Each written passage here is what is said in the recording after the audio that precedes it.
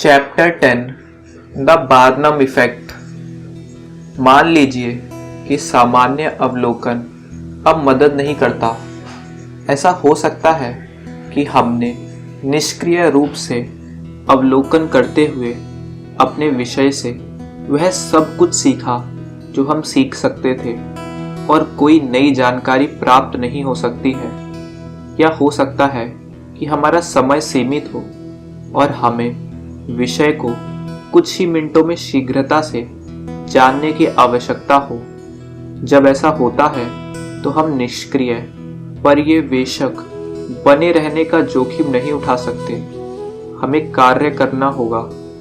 इस मामले से सबसे खराब चीज जो आप कर सकते हैं वह है पूछताछ का सहारा लेना। चाहे वह नौकरी के लिए इंटरव्यू हो, कोई टीवी शो हो या कोई रोमांटिक डेट हो। अपनी रुचि के व्यक्ति को पूर्व निर्मित थकाऊ प्रश्नों की श्रृंखला में उलझाने से वे जल्दी ही बोर हो जाएंगे। यदि आप पिछले अध्यायों को ध्यान से पढ़ते हैं और आपकी अवलोकन संबंधी आदतें सही हैं तो आप देखेंगे कि केवल कुछ प्रश्नों के बाद आपका विषय अलग थलग, अनैच्छिक, हतोत्साहित हो जाएगा इत्यादि। हम सभी अपने चरित्र के बारे में स्पष्ट प्रश्नों का उत्तर देना पसंद नहीं करते हैं और जब पूछा जाता है कि आपके सबसे खराब गुणों में से 5 का नाम बताइए तो हम साक्षात्कारकर्ता पर गुस्सा भी कर सकते हैं। यह उनका व्यवसाय भी कैसे है। यह किसी के साथ अपने मधुर मानवीय संबंधों को समाप्त करने का एक बहुत ही प्रभावी तरीका है।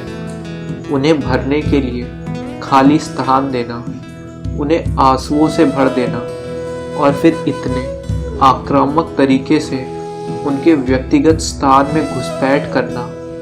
क्या ये बेहतर नहीं होगा कि हम अपना सक्रिय विश्लेषण शुरू करके संबंधित व्यक्तियों को बताएं कि हम उन्हें समझते हैं, उनके साथ पहचान कर सकते हैं, देख सकते हैं कि वे क्या हैं और इसकी सराहना कर सकते हैं। तब हम अपनी बातचीत कैसे शुरू करते हैं और हम क्या कहते हैं जिससे तुरंत विवाद सुलझ जाए और सामने वाला हमारी ओर आकर्षित हो जाए। यहाँ हमें उस युक्ति की ओर मुड़ना चाहिए जिसका उपयोग भविष्य वक्ता और माध्यम करते हैं।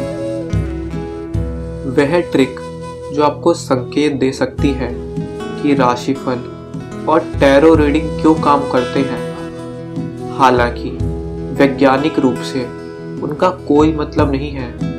इस ट्रिक को बार्नम इफेक्ट कहा जाता है, जिसे फॉरेर इफेक्ट भी कहा जाता है, जिसका नाम प्रसिद्ध शोमैन फिनिस बार्नम के सम्मान में रखा गया है, जो तथाकथित बार्नम स्टेटमेंट्स के पहले पंजीकृत उपयोगकर्ता थे, जिसे उन्होंने अपने दर्शकों के सदस्यों को टेलीपैथिक रूप से पढ़ा।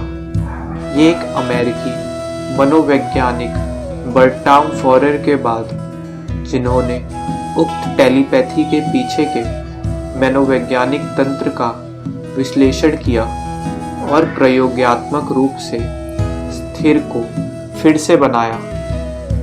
उन्होंने अपने प्रत्येक छात्र को एक अनूठे व्यक्तित्व मूल्यांकन चार्ट की पेशकश की, जिसमें पूरी तरह से ऐसे कथन शामिल थे जो व्यक्तिगत लगते हैं फिर भी लगभग किसी पर भी लागू होते हैं।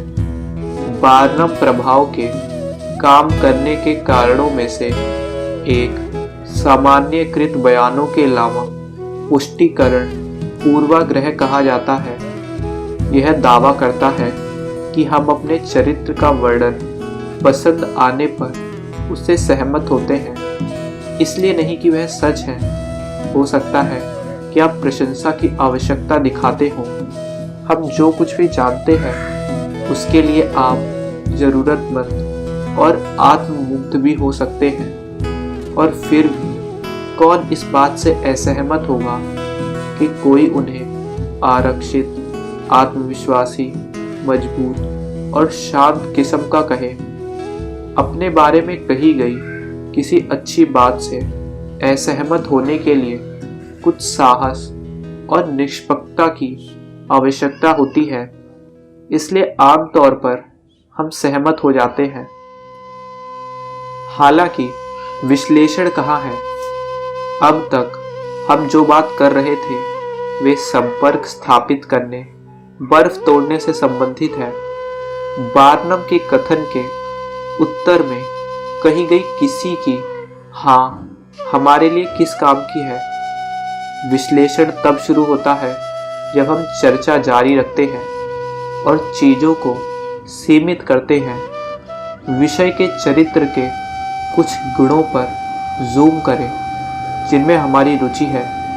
इस तकनीक को कोल्ड रीडिंग भी कहा जाता है, जिसको हम अगले चैप्टर में पढ़ेंगे। कोल्ड का मतलब है कि आप ईमानदारी से अपने विषय से अपरिचित हैं और इसका उपयोग सेल्समैन, शो व्यवसायी, पत्रकार और चोर कलाकारों द्वारा समान रूप से किया जाता है। यह शुरू से ही उन्हें अच्छी तरह से जानने का दिखावा करते हुए आपको अपने विषय का अध्ययन करने में मदद करता है। इस तरह बातचीत अधिक गर्म होती है। आप अहंकार को प्रश्न करने वाली पुष्टि, पक्षपाती टिप्पणियों को आपस में बदलकर फिर उचित और गंभीर तरीके से आलोचनात्मक निर्णय देकर विषय के बारे में वास्तविक नई जानकारी प्राप्त करके गर्मजोशी को नियंत्रित कर सकते हैं। इसलिए सक्रिय विश्लेषण अनुक्रम को अच्छी तरह से याद रखें। बर्फ को तोड़ने के लिए एक सामान्यकृत वर्णम कथन के साथ शुरुआत करें, फिर अपने विषय की सबसे स्पष्ट सकारात्मक विशेषता पर जूम करें, जिसे कोल्ड रीडिंग या मिररिंग द्वारा संतुलित किया जाए।